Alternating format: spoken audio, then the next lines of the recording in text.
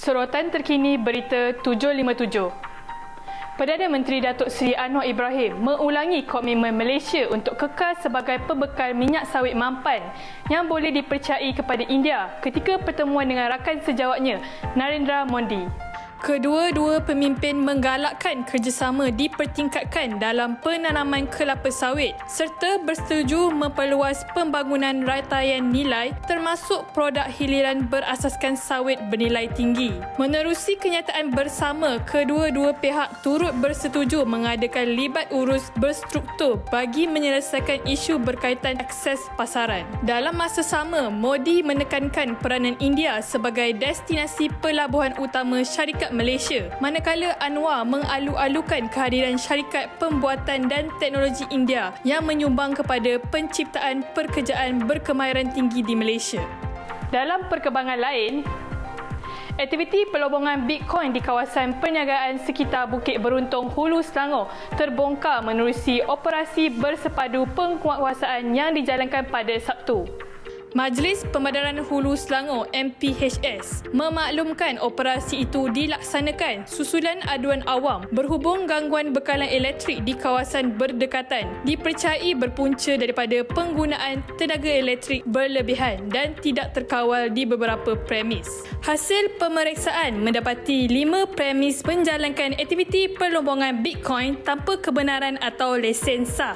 MPHS menegaskan penggunaan elektrik berskala besar tidak dibenarkan sekiranya tidak mematuhi peraturan lesen, pendaftaran perniagaan serta syarat teknikal bekalan elektrik yang ditetapkan. Menurut MPHS, kegiatan itu bukan sahaja mengganggu bekalan elektrik penduduk sekitar, malah meningkatkan risiko kerosakan infrastruktur, lintah pintas dan kebakaran yang boleh menjejaskan keselamatan komuniti. Susulan itu, tindakan sita peralatan telah diambil terhadap premis terlibat selain menasihatkan pemilik premis agar tidak menjalankan aktiviti tanpa kelulusan.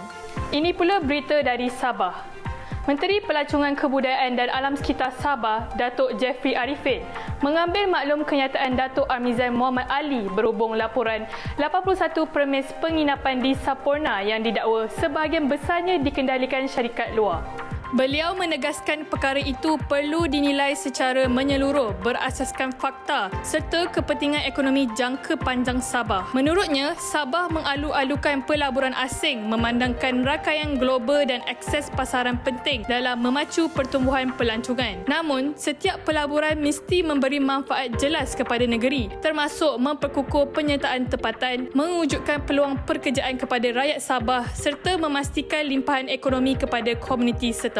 Sehubungan itu, kementerian telah menubuhkan pasukan petugas khas pemantauan industri pelancongan sempurna melibatkan agensi negeri, pihak berkuasa tempatan, pemain industri dan wakil komuniti. Pasukan ini bertujuan menangani isu pelancongan secara sistematik dan menyeluruh, termasuk menyelaras tadbir urus serta penguatkuasaan bersama Kementerian Kerajaan Tempatan dan agensi berkaitan selain memastikan pembangunan pelancongan yang mampan agar Sabah kekal kompetitif dengan rakyatnya sebagai penerima manfaat utama.